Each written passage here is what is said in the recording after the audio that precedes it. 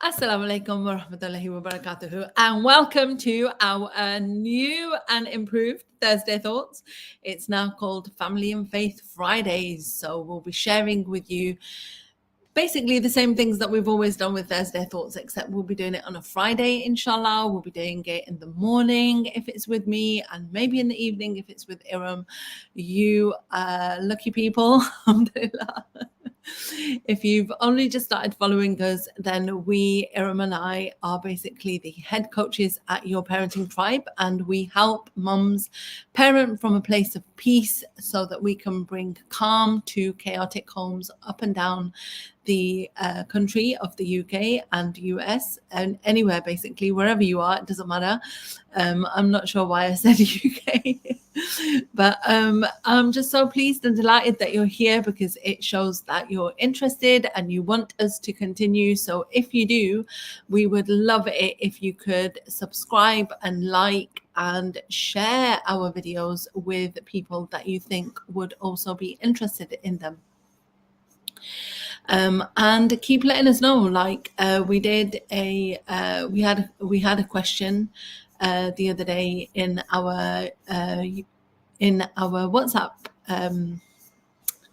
We had some questions in our WhatsApp group the other day, and we wanted to support you with all of your different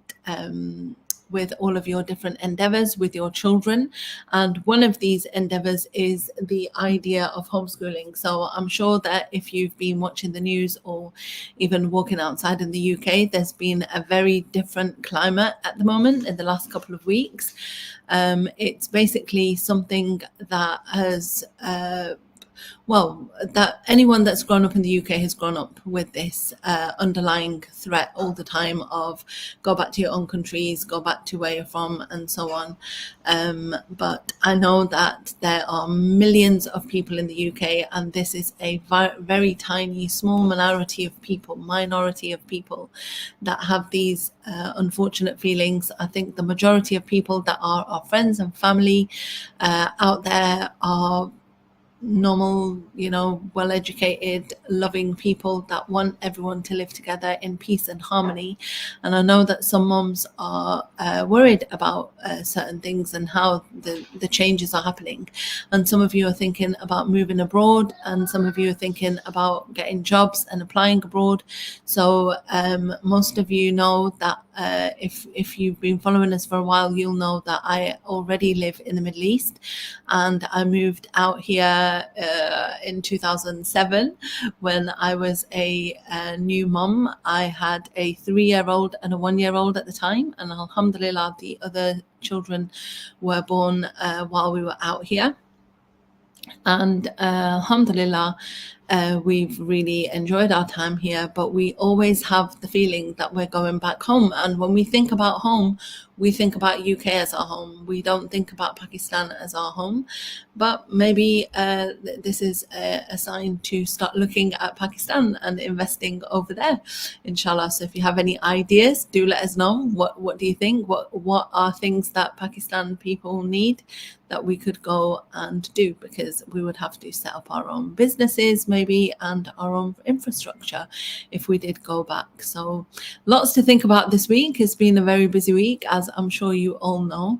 And I know that some of you are listening today because you are thinking about homeschooling your children, which again may be a consideration of what's been going on, but it might just be something that's been in your mind for a while, and you need to think about homeschool and home education and why you wanted to start it and so on.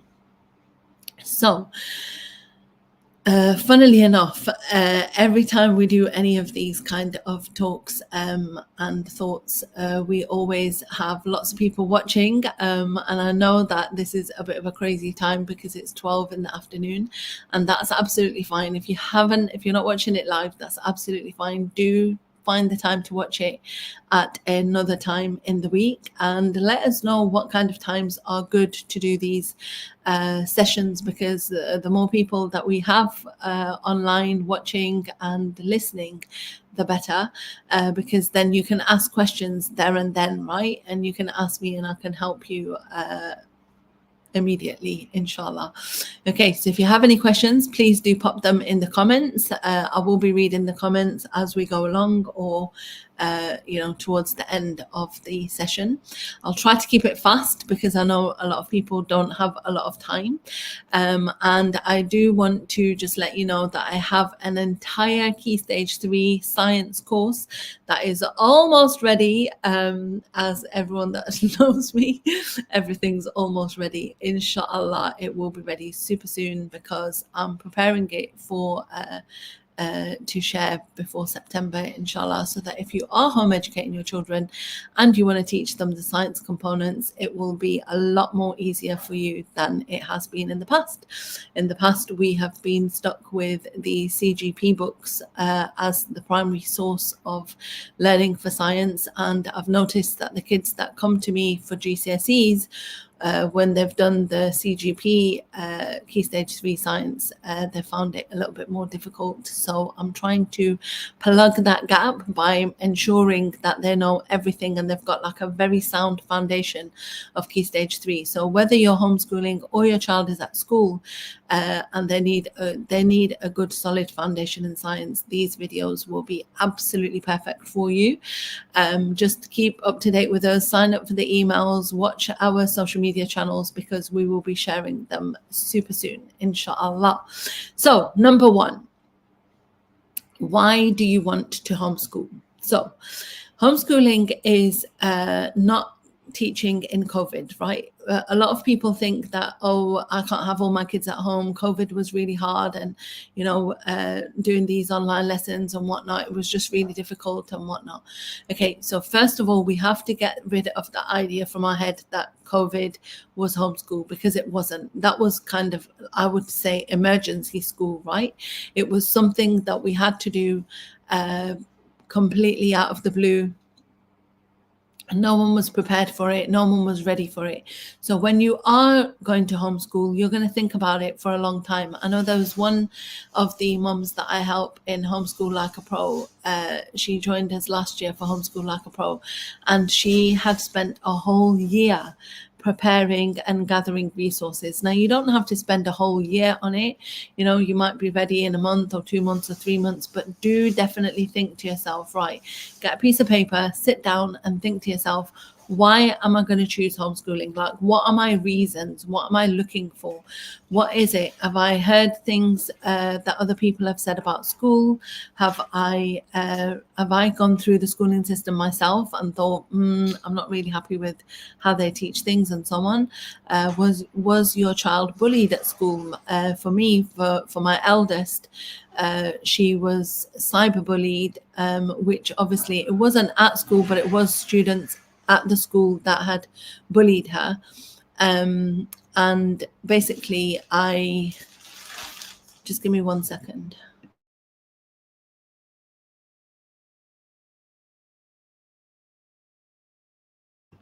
Sorry about that. Okay, so in terms of homeschooling, I had to kind of take her out. I had the summer to plan it. I had the summer to think about it.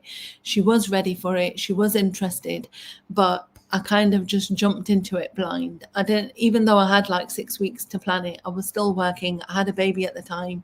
It wasn't easy in terms of like just getting up and saying, right, I'm going to homeschool her now, and continue working and continue with obviously all of the household things that I had to do, right? Okay, so there was a lot going on. And what I remember learning about was this idea of what they call unschooling. So you're basically, you're taking yourself out of the kind of traditional schooling environment, and you're basically finding your own way. And what I realized was that when I took my daughter out, what I realized was that her personality had changed. She was different. She was very quiet. She was very, very withdrawn. Sometimes I would want to talk to her and I'd feel like she was really moody. And it took around 6 months for her to actually start opening up and starting being more comfortable and starting being more relaxed in terms of I'd say relaxed, but I can't really put my finger on the word that I'm trying to talk about right now. But just, I felt like she needed that time to just decompress and just leave the kind of school environment behind and start with this casual, relaxed, informal environment. Now, the thing is that a lot of people might think, well, okay, if you're so casual and relaxed, then how did they ever end up doing work? But the funny thing is that she for us in our story, she did her GCSEs at home, and then she went to do her A levels at school because she wanted to do science subjects, chemistry and biology. She wanted to study, and I was really worried about the practical aspects of it. You can still teach science, biology, chemistry, and physics. You can teach them at home, and they can do an online course or something similar, and you just have to book the practical days. That is available in the UK. But for her and for myself, I wanted her to have more exposure to all of the practical aspects, and she wanted it as well, and she wanted to go back to school, and obviously the bullying had stopped, so we were happy to do that for her. And what we realized was that when she was studying her A levels, her work ethic was completely different to everyone else. The kids that had not been homeschooled, they've got a different work ethic. They don't know how to work independently. They've got, it takes a lot of time and effort and energy from the teacher. Whereas the homeschool kids, the advantage that they have is that they've always known how to study independently. So these are the good parts of homeschooling and being able to do it. Okay, so again, why do you want to homeschool? So the first question is to ask yourself, what are your reasons for homeschooling? If you've just joined us, please do write in the comments where you're joining us from. Thank you so much for watching. If you're watching the replay, do a hashtag replay for me and write down your questions, because I want this to be a conversation rather than a lecture. So I'm here, I'm available, I'll answer any of your questions, inshallah, if I know the answers. Okay, so go through and think, right? And the reason that I say to you, why do you want to homeschool? And keep on asking yourself. So some people say things like, well, I want them to excel in their studies. Well, why do you want to excel in their studies? Because I want them to get better jobs when they grow up. Why do you want better jobs when they grow up? I want them to have more opportunities than I did, and so on. Keep on going and going and going. Keep on asking yourself why. Ask yourself why like 10, 20, 30 times. Okay, it's actually recommended whenever you want to do something to ask yourself why 100 times. I've never been able to do that, so I'm not going to ask you to do it, but at least ask yourself, get really deep down into the crux of it all, as to why you want to do something. Because once you know your why, then you'll figure it out. You'll be able to do it because you'll have that goal in your mind. You'll be like, right, I want to do this because of X, Y, Z, and this is my goal. This is my end result. This is what I want. This is what my daughter wants. This is what my son wants. And as a family, we're going to go towards this goal. Where you haven't identified why you want to do it, when it gets hard, you're just going to stop, because you won't have anything propelling you, pushing you to continue. So there's a lot of people that come onto, they'll WhatsApp me or they'll be on a Facebook group or something, and they'll say something like, I have decided that I'm going to homeschool my kids. What shall I do first? Now, I feel like that should be the opposite way around, right? Okay, first find out what you have to do. Plan your ideas. Think about what you're going to teach. Think about how you're going to manage the homeschooling. Are you still going to work? Are you going to be at home with them? If you're going to be at home with them, does that mean that you're not going to work anymore? If you are going to work, are you going to work remotely? How are you going to do that? How does your timetable look like? How can you plan this so that you can fit in the lessons, so that you can fit in your work, so that you can fit in the homeschooling? Like, can you figure it out? Will it fit in all of this, right? Because obviously homeschooling is going to take a lot of time. A lot of homeschooling isn't formal learning. So it's not like you have to sit there from 9 a.m. to 3 p.m. all day long and do like half an hour English, half an hour maths, half an hour science. Although some people do that because it gives your day a bit of structure, it gives the children, they know what tasks they have to do and so on. But at least once or twice a week, you should have like a bit more of a flexible schedule where you feel like, right, okay, today's science is going to be in the kitchen. Let's bake a cake, and like let's look at what happens to the cake as it gets baked, or whatever. Today's maths is going to be, let's go out and I want you to the other day what we were doing was shopping for a cat shelter. So we want to build a cat shelter, so we had to design the shelter, we have to buy the wood for it, we have to figure out how it's all going to fit together. We still haven't bought the wood, we just got into calculating it all. But the point is, it's a project that we're doing it together, it's a family thing, and we're working it out as we go along. So this is like the flexibility of homeschooling shining through now, right? Okay. So you do have to have a plan. You do have to have a strategy. You do have to think to yourself, right, oh, what am I going to do? How am I going to start from A to Z? How am I going to get them from here to here? How am I going to teach them how to read? How am I going to teach them how to write? How am I going to teach them how to do maths, right? Okay, don't worry if you're worried about all of that. I have the best course for you. If you look in the description box in the comment just below the video, you'll be able to buy my entire course that I've done 12 videos so far. I think there's 13. Yeah, the 13th video is uploaded. You basically can use that to teach your children all of these things that I've just mentioned, right? Okay, so it will teach you how to get your resources together, how to get your room together, how to plan everything, and how to teach them phonics, how to teach them maths, and so on. So we've done all of the hard work for you. All you need to do is take the video and do the course, inshallah. Okay, so what do you want your child to learn? So when you're planning, you want to think about, like, is your focus going to be on the academics? Is it going to be on the social side of it? Is it going to be on the emotional side of it, right?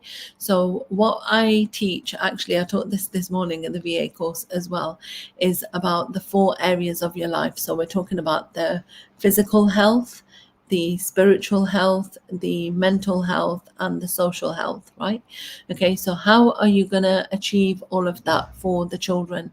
What are you going to do in your homeschool that is going to make sure that each child learns to their level, and each child is kind of nurtured, right? That you're basically nurturing your child, isn't it? You're teaching them how to go from A to B. You're teaching them how to have time for themselves, how to have a good quality sleep, how to have good mental health, right? Good social health, how to do things for themselves so that they can relax, right? So think to yourself about your educational goals, right? So let's recap quickly what we've talked about. So first of all, we said, why do you want to homeschool? So think about what your reasons are for homeschooling. Like, is it about the educational approach? Is it about the vigorous nature of education? Is it that you want it to be more flexible? Why do you want to homeschool? Then you need to think about your time, how much energy you have, what effort levels you have. Are you going to be like a very active, I'm going to teach everything to my kids? Or is it going to be like, I'm going to outsource most of the teaching and I'm just going to do the fun stuff? So decide how you're going to do it and how you're going to fit it in. And then think about your educational goals. Like, again, if you want them to be very academic, then you're going to need some good quality teachers for them. I will talk about online schools because there's been like a huge, what I would say, a huge number of online schools opening in the last few years, for sure. Okay, and some of them they have approached me, and some of them I've approached to find out if I could work there, simply because it is much easier for a teacher to work at a school than it is to do tuition, because in a school you just wake up, go to school, teach the lessons and come home, right? Okay, and in terms of the online school, I would expect the same, that they would plan everything. But none of the schools offered me more than about 14-15 pounds an hour. One school offered me more, but that's because of my personal relationship with the owner of the school, rather than that's what they pay the teachers. So think to yourself, if someone's only getting 12, 13, 14 pounds an hour, okay, what is their level of commitment going to be to the school? And you'll find that there's a huge turnover of staff in these schools, because the staff don't stay, because they're not getting paid enough, they're not, the school's not earning enough money, and so on. And you'll see that the more individualized the lessons are, the higher the turnover of the staff, because it's just not sustainable.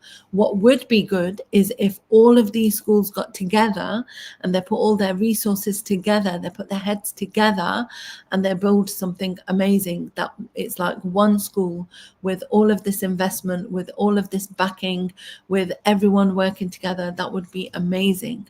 But unfortunately, we don't get that. It's not available at the moment. Inshallah, one day it is.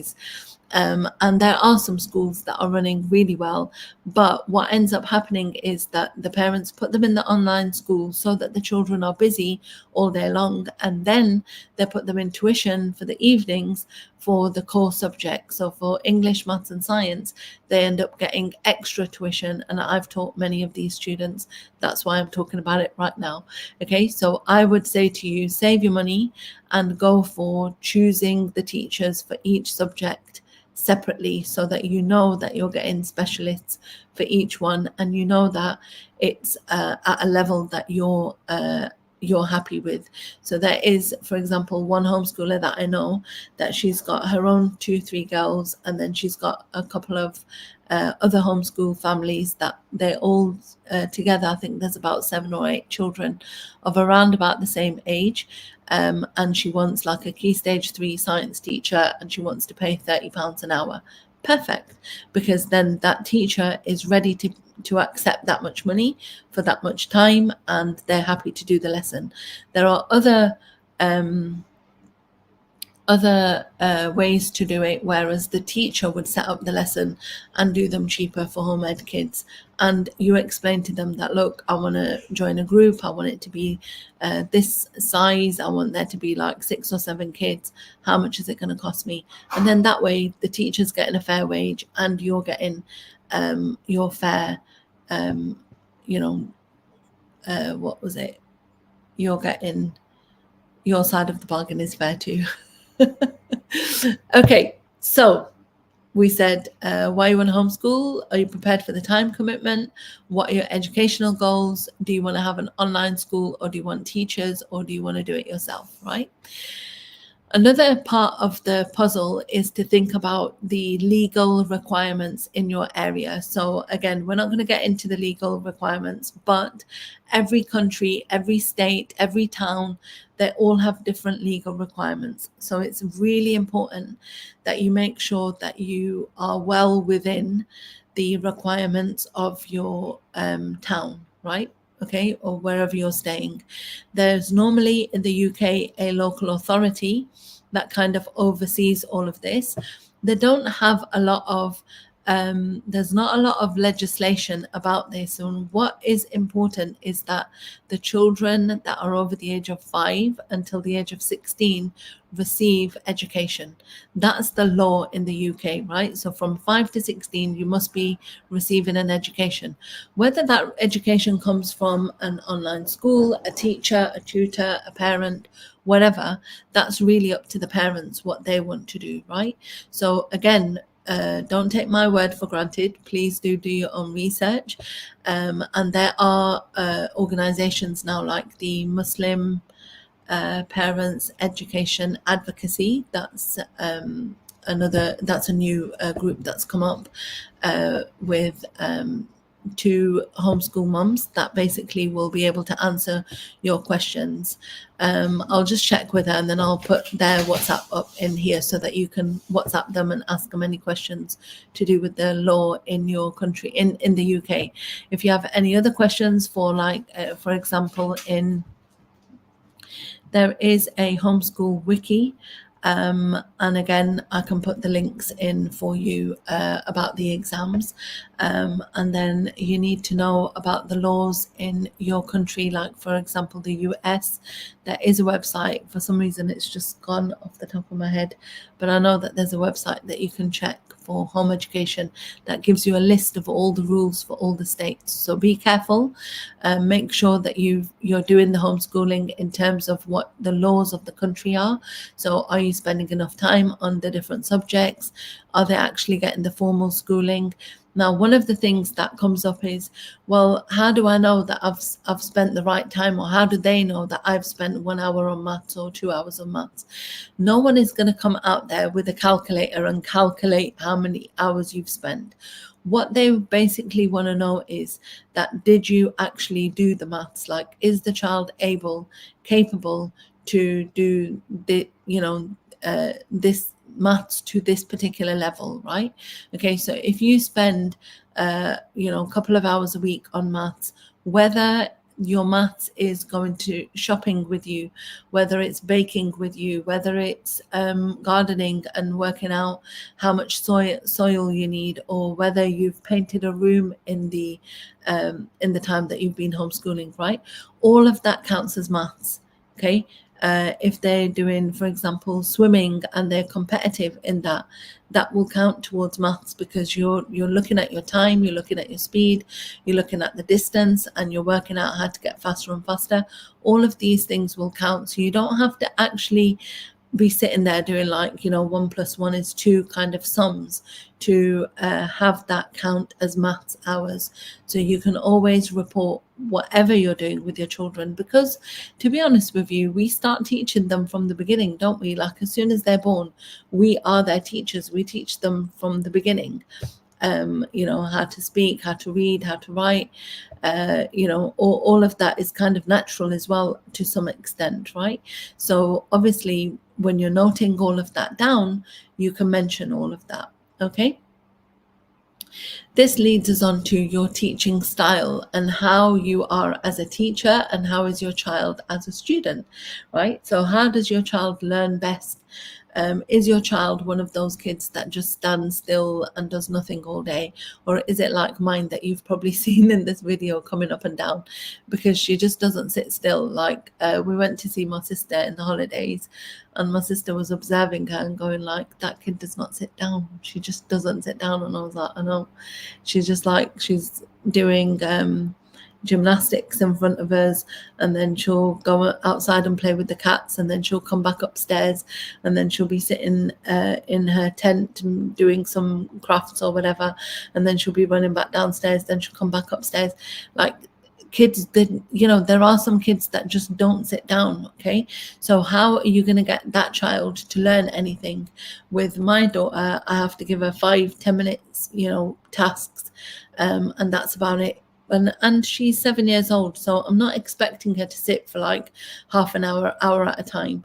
I would say that my eldest is similar to my youngest in terms of personality, and obviously as she's got older, she's got more and more sensible, and she does sit down, and she does, in fact, she tells the others now, like, what are you doing? Why are you not studying? You should be studying now. She's the mini mum, isn't she? Okay, so again, like, think about your child and then tailor your lessons to your child. So again, like, when you look at the Homeschooling Like a Pro videos, I go through like how to teach the different children of different learning styles with different activities. Now, the important thing to remember is that you don't always cater to one type of learning. So even if they are really good with auditory learning, always add in the visual, always add in the kinesthetic, always give them the opportunities to learn in a different way, because they might be better with their hands when they're younger, but then as they get older, they get better at listening, right? So you want to cover all the different styles of learning. You also want to make sure that you're covering the styles of learning so that all the children in the family will be able to learn. So there might be kids that are better at listening, there might be kids that are better at doing, but as they're learning together, you'll be able to gauge which one does better at which, but make sure that you cover all of the learning styles. Okay? So we're going to move on to the resources and curriculum. So thinking about the curriculum that you need, again, it depends on what you want to follow. If you want to follow completely the UK curriculum completely, then we have what is called the QCA framework, right? Which was written, I don't know, back in 2014 or rewritten in 2014 for Key Stage 3 in particular. And I think 2017 was the last rewrite for IGCSE.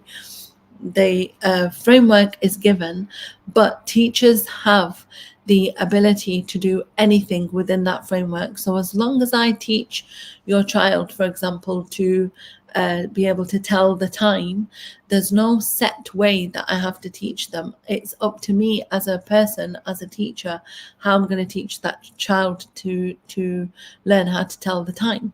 Now, that means that for you as a parent, you've got utmost flexibility. You can teach them at the age of 6 or 7 or 8, but in that key stage, so in the UK curriculum, we have like a EYFS, which is until about the age of 5, so 3 to 5. Then we have 5 to 7 is key stage 1, and then 7 to 11 is key stage 2, 11 to 14 is 3, and 14 to 16 is key stage 4. We don't actually have a key stage 5. It's not really exist, to be honest, but we do sometimes call A-level key stage 5. So if you think about it, there are 5 distinct stages that your child is going to go through. If I have because it's spread out like that, if you have a child that's age let's say 8 and a child that's age 10, you could get out the key stage 2 curriculum and you could do it at a level that the 8-year-old understands, and the same work at the level that the 10-year-old understands. So if you can do that, then you can basically double up on your curriculum. You can double up on your teaching time. You can, basically make that 1 hour of teaching for both of them, so you don't have to do it separately, right? So things like geography, history, computers, any of those, there's not like a distinct age, like, oh, they need to know this by age 7, by 8, by 9, by 10. It's not like that. It's within those 3-4 years, this is what they need to know. So if you're covering that with 2 or 3 kids of the same age, that's perfect, that's fine. And that's how the curriculum works. So it's up to you how you want to do it, whether you want to buy materials, whether you want to sign up for a website like Twinkle, where they have everything written for you. Remember that the websites like Twinkle, a lot of the stuff is done, but it's not as detailed as maybe someone who teaches that subject. So you can actually go on to TPT, Teachers Pay Teachers, if you're in America, and TESS if you're in England, to get quality resources that are made by teachers for teachers, right? So you can actually download them. No one checks if you're a teacher, don't worry. You can download them and use them with the entire family. Now, in terms of like support, we have a WhatsApp group. Again, the link is down below. And if you need the link, you can just send me a PM and I'll send it to you if you can't find it in the description box. But you can join our Home Ed WhatsApp group. You can ask any questions that you have to do with homeschooling and whatever you need to learn them. There'll be a separate one for people who purchase Homeschool Like a Pro, so you'll get your answers faster.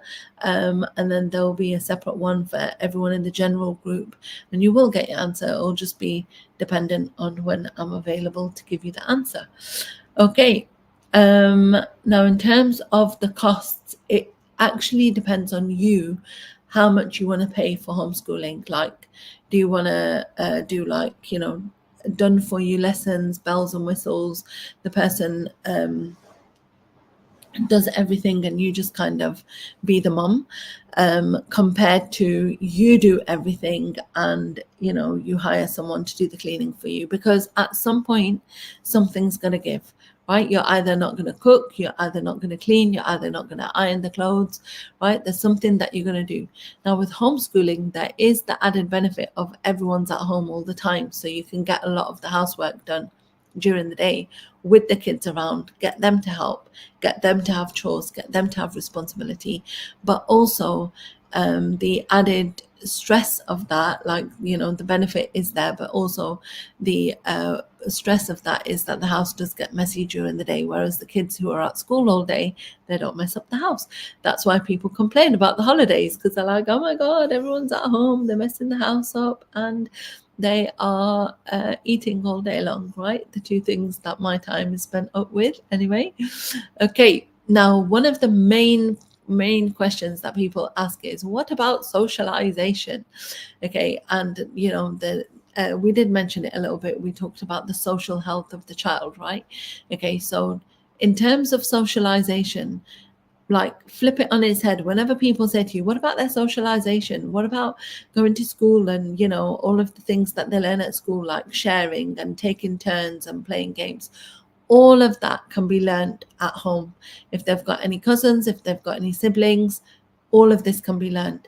The thing that you're actually shielding you from in socialization is not having to interact with people that they don't want to interact with.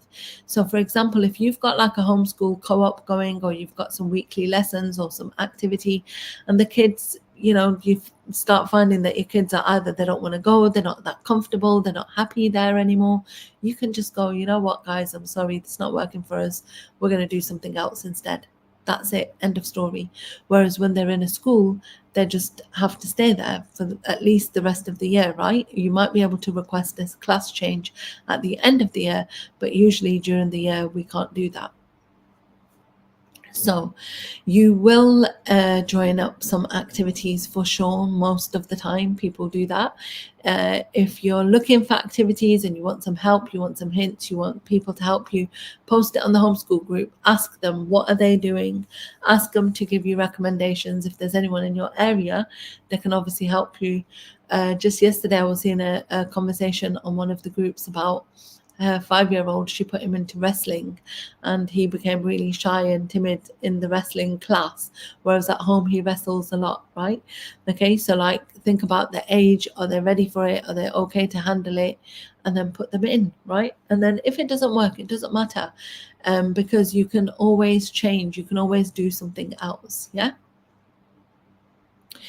Now, in terms of the groups, again, always look for like sporty groups, look for leadership, look for activities, whatever your children are into, because the more groups you have, the easier the homeschool becomes, because that hour or that afternoon is taken up by this particular group. So like, again, I remember like when we used to do the morning at the library, that was like a fun time for me, because I felt like I wasn't the person who they're all looking to at that time. You know, the time of getting them ready, taking them out, getting them to the library, spending the hour there, reading the stories, whatever, choosing their books, coming back home. That's a lovely morning spent, and all of it was homeschooling. All of it they were learning, but it was easier for me than having them at home for that morning. That's what you're trying to look for, yeah? So things that are easier, get you out, get you going. And to be honest with you, when you're homeschooling, you have to be very mindful of not keeping the kids in all day. I don't know about your kids, but my kids would be stir crazy. Like I just said to you, she's running up and down the stairs, you know. Take them for a walk, take them to the park, take them swimming, take them out. If worse comes to worse and you absolutely can't go anywhere, let them have a bubble bath. That always takes a lot out of them, and it will calm them down and calm you down and give you a little bit of time as well to calm down, to just get a bit of a break, so that we can, you know, do the evening nicely, inshallah. So I hope that this was useful for you, and that you started to think about all the different aspects of homeschooling, and that if you have any questions, please do ask me, please let me know. inshallah. I have got a Homeschool Like a Pro. The course is open for enrollment, and it's an entire video course. There's no live sessions. It's all on video. So whenever you're ready, you can watch it. The link is down below. Just sign up, click sign up. Buy it. The entire course is there. If I make new videos, they'll be uploaded and you'll get access to them. If you're worried that it's not going to be as good as you think, don't worry. You've got a 7-day money back refund policy, and you can buy that as well, inshallah, if that's what you want. And I'll go through all the different aspects in a lot more detail. We talk about homeschooling when you live with the in-laws, homeschooling as a single parent, homeschooling when you're a working mom, homeschooling just as normal stay-at-home mom. Just think to yourself, like any of those scenarios, if there's any of those that resonate with you, I've talked about it in the course. If you want any more advice and you want personal answers, just send me a message and I'll definitely help you. Finally, as a homeschool parent, sometimes you'll feel like, oh my God, am I doing the right thing? Is this going to be good for them? Is it good for us? Is it good for us as a family? What should I do? Should I do it this way? Should I do it that way? That's completely normal, right? Okay, just make sure that you have a support system in place. A lot of the time, grandparents, aunties, uncles, they're kind of like, put the homeschooling parent off, and they keep saying like, oh, you know, we were fine at school, just send them to a school, it's fine, it's fine, it's fine. Because just because they don't know another way doesn't mean that your way is wrong. And I'll be the first one to put my hand up and say, you know what, my parents really thought that I was doing the wrong thing by taking my daughter out, but it ended up being the best thing for her. And when she was doing her exams and she had to stay in England for 2 months, I feel like she grew up a lot within those 2 months that I could never have taught her by having her in a school. It was unbelievable, the difference in her when she came back, when she, in her levels of maturity, in her levels of understanding. And my mum was really impressed with her being able to study independently. And then obviously she did get fantastic results, and then she did go and do her A-levels, and inshallah she's going to go to university. That's the plan that she's chosen. Now, you don't have to go down that route. No child has to do whatever they don't want to do. If they want to go down a vocational route, if they want to do apprenticeship, if they want to do other work like a trade school before instead of homeschool, instead of our GCSEs and A-levels, that's absolutely fine. All you have to do is start looking now, assessing now, looking around, finding people that are doing the same thing as you and asking them, seeing like, what did you do? How did you do that? How did you do that? How did you do that? At the beginning of this video, we started with the idea of moving abroad. And if you are going to move abroad to the Middle East, especially, they need to have the qualifications from the UK. That is what we found, you know, the most. There are people who've come here who don't have a degree, and they've managed to find work. But again, it's very few and far between. The main people that get jobs are the ones that are qualified as something. They come out here, they get a job, and alhamdulillah, they manage very well. Okay, so over the long term, you might be thinking about your homeschooling approach, how it changes, how it stayed the same, what changed, what stayed the same, what can you improve, make it better. Okay, we have a homeschool planner for you. A free homeschool planner for you.